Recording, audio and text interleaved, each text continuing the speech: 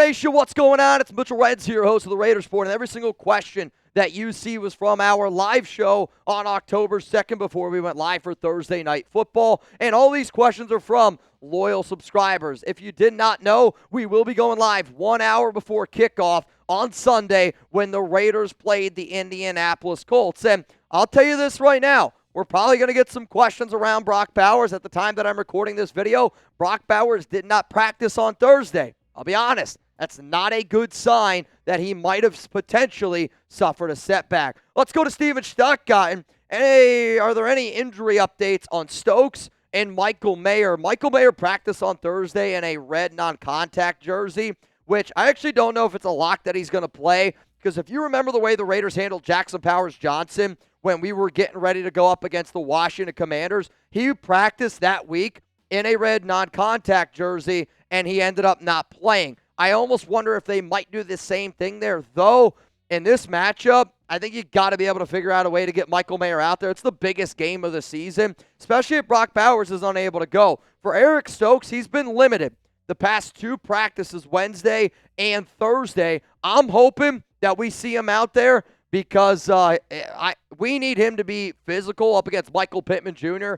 because Kai Blue, Darien Porter, I don't think they're nearly physical enough for how physical the Indianapolis Colts are. Every time I said physical, take a drink. Let's go to Wolverine. If you could trade a player this season, which player would that be? What player would you trade for to make an impact this year and next? I mean, to me, I put out a video earlier in the week on Riq Woolen and why I thought it made sense for the Raiders and for the Seattle Seahawks to make that deal. There's so many players around the NFL that I would love for the Silver and Black to be able to go out and get. So I'll just say this from our standpoint.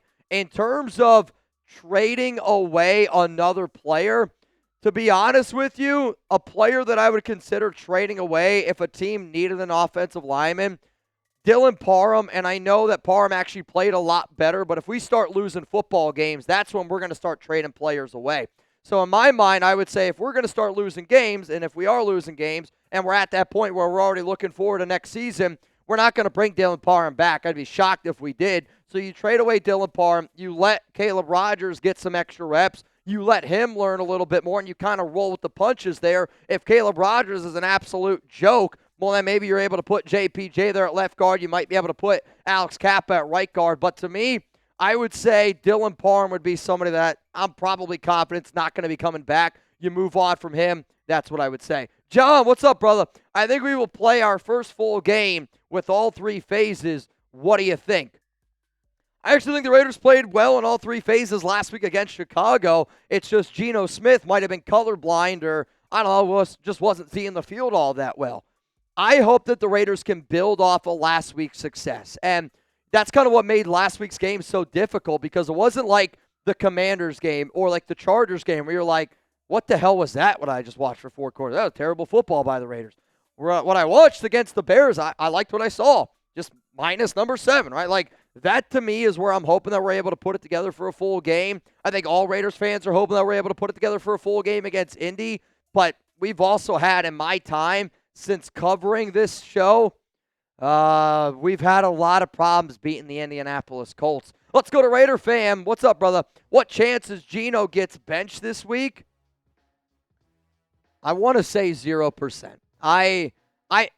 To me, the only way Geno Smith's getting benched is if he throws 3 interceptions in the first half, or if he throws like 3 interceptions in that first quarter. Pete's going to roll with his guys, and Pete loves Geno. Pete wants Geno to be able to figure it out, and the Raiders need Geno to be able to figure it out. Like, I know how frustrating it is that he can't stop turning the football over. He's making bad reads. He's inaccurate. I mean, it's all around bad.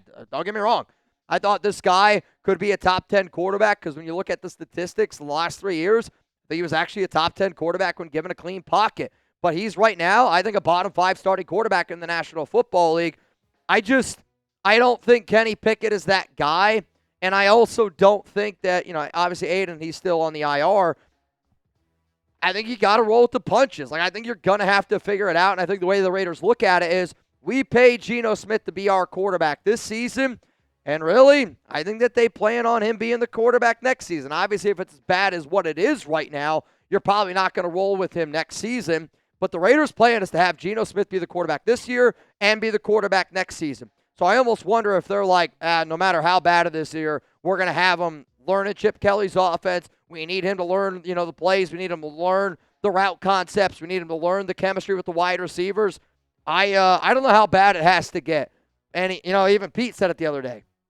I don't think he gets benched. So I'll say 0% chance Geno Smith gets benched this week. But this show's about y'all. Give me a yes.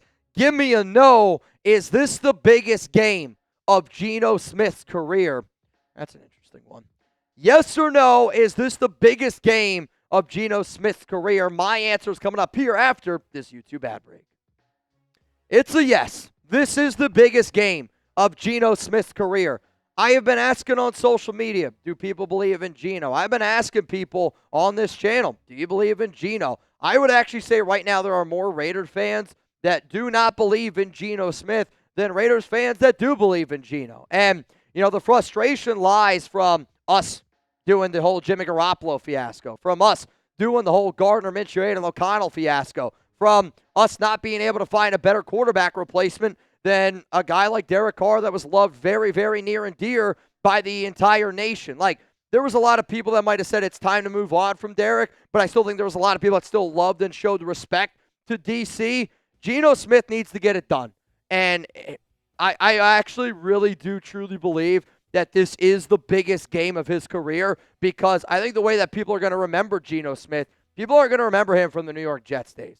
I don't even think people are going to remember from what he did in Seattle. I think people will remember Geno Smith and his legacy based on what he did with the Las Vegas Raiders. And right now, it ain't a good legacy. Maybe you should write back, Geno. If you guys want to write back to me, you got to be subscribed. Hit that subscribe button. Turn on those notifications. And if you're a real one, spam real one down below. And you know what? A lot of people don't know this. And I've had a lot of people ask me, Mitch, I can't comment on your videos. Why is that? The only way you can comment on my live shows is if you're subscribed. Why? Because I want to show love to my real ones. I want to show love to Raiders fans that show love to me. It's really as simple as that. Let's go to Chewy. What up, Chewy? Trade for Shadour. No, I don't think it makes any sense. And, the Raiders had an opportunity to draft Shadour. They decided to pass on him. They don't like the character concerns. And, you look at the press conference the other day where he's, talking and he's not saying anything. I just don't really want that on this team. And I also mean it from the standpoint of the media. No matter what Shadour Sanders says, the media is going to rip him apart. No matter if he's on our team, that's going to be a bigger distraction. I don't think Shadour's better than Geno. I don't think Shadour's better than Kenny Pickett. And to me, we had a team that did more homework on Shadour than anybody. And again, we passed on him. Also, we made a trade for a Browns quarterback. That Browns quarterback was not named Shadour. I know there's a lot of people that want this move to happen. I personally don't think it makes any sense, but if you want me to put my Raiders report cap on and be selfish, there's nothing that would help this show grow more. There's nothing that would put more money in my pocket. There's nothing on this planet that would help the Raiders report achieve the goals that I have set forth than the Raiders trading for Shadour Sanders. Why? Shadour means eyeballs. It's as simple as that. I just don't think it relates to wins. So I'm going to say no from a football standpoint. Let's go to the Night Devil. What's up, man?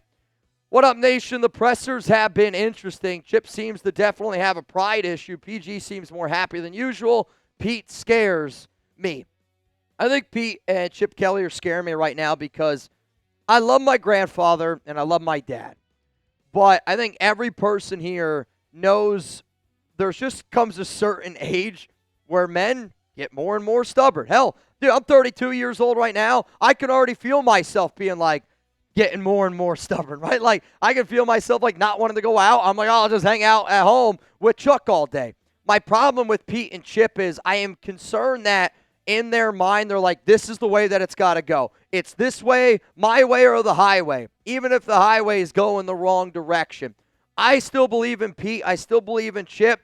This is a learning process. But I think also we are allowed to say, I believe in them and dissect things when they say things that light bulb goes off and you're that kind of reminds me a little bit of Josh McDaniels. And there's been a lot of times this year where I'm oh, that sounded like something Josh McDaniels would say to his players. Now, we got more questions coming up here in just a moment. But huge shout out to our sponsor, Prize Picks. And you and I make decisions every day, but on Prize Picks, being right can get you paid. Don't miss any of the excitement this season on Prize Picks, where it's good to be right. Prize Picks is simple to play. You just pick more or less on 2 to 6 player stat projections. If you get your picks right, you can cash in and win up to 2,000 times your money. On Prize Picks, how you play is up to you. If you want flexibility, choose a flex play, where you can get paid even if one of your picks misses. And if you want the biggest payouts, go for the power play. No matter your play, Prize Picks is a great way to put your takes to the test. Also, Prize Picks is the only app that offers stacks, meaning you could pick the same player up to 3 times in the same lineup, which is exactly what I did this week with Daniel Jones. So you're going to be able to see my lineup. I stacked it. 2 Daniel Joneses in there. This is a 10 to play 180. So if all these hit, I win $180. If only 5 of these hit, I turn my 10 into 20. This is where I've had the most success. And if you want to roll with my lineup, then download the PrizePicks app today. Use code CLNS to get $50 in lineups after you play your first $5 lineup. That is code CLNS to get $50 in lineups after you play your first $5 lineup. PrizePicks, it's good to be right. Let's go to my man Giuseppe. How many touches does Jeanty need for us to win the game, and how many touchdowns does he get versus the Colts?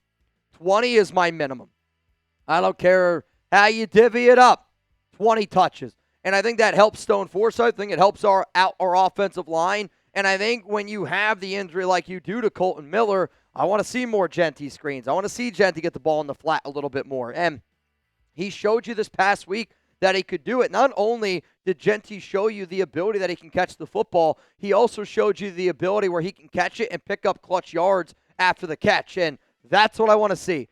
Take pressure off Geno. Get the ground game going. 20 touches for Jeanty. Let's go to Jeanty for MVP. Will Michael Pittman miss the game against the Raiders? So he was added to the injury report on Thursday with a hamstring injury. And typically when you see a player get added to the injury report with a hammy, it's up in the air. He's probably going to be a game-time decision if I had to guess right now. But I'll also say this. Be physical with him. Go after him. Try to scheme up a little bit more for Josh Downs. And if you saw my Prize Picks lineup, I took the more on Downs because I anticipate if Pittman's out or if he's banged up, they're just going to feature Josh Downs a little bit more in that offensive game plan. Let's go to Preston Rodriguez. You're next up here on the show. You think they deliberately hit Bowers to cause injury because it wasn't a wraparound tackle? No. I mean, I'll tell you this right now. In today's day and age in the NFL, if there were guys purposely trying to hurt players, you would know about it. You would find out about it. These players would get fined. And I personally don't think that anybody is honestly out there trying to hurt people. I just think that these guys are so damn fast. They're so damn athletic. And it's probably really hard for normal people like you and me to comprehend the athletic ability that's out there on the field. Because, again, like I remember when I was hanging out with Jonathan Hankins, a defensive tackle, somebody that you look at that guy and you're like, I don't think that guy looks all that athletic. I saw Jonathan Hankins in action, and you're like, this guy might be the greatest athlete I've ever seen in my life. So it's just like, again, it's a different level type of speed, power. There's a lot of bang-bang types of plays. I personally do not think that he was trying to hurt anyone. Let's go to Eric M. Have they released the starting O-line for this week? No, but from what I understand, the anticipated line is Stone Forsythe at left tackle. At left guard is going to be Dylan Parham. At center is going to be Jordan Meredith. JPJ at right guard. DJ Glaze is going to be the right tackle. So Pete did say that Charles Grant's still working toward potentially getting some playing time, but I'm pretty confident it's going to be the O-line against the Colts. Eric, appreciate you, dude. Love the shirt. Let's go one more question here on today's mailbag, and then I'm going to hop on out here, and we're going to get Thursday Night Football going. What up, Paul? Is it poor decision-making from the coaches or GM / personal issues? I don't know what exactly you're going with here. I think right now the Raiders have a game plan of what they think is best for this team now and in the future. And I think right now they're still trying to learn these players. I think they're still trying to learn what they got. And my biggest problem with that is you should have been learning in June, May, August, right? You can't really be learning in September and October. And right now, this looks like a team that's still in the learning process. When you should already know who you got on that team. Now, if you plan on hanging out with us, we are going live again 1 hour before kickoff, noon Eastern time, 9 a.m. Pacific, here on the Raiders Report. Make sure you're subscribed. Make sure those notifications are turned on. This is a must-win game for the Silver and Black.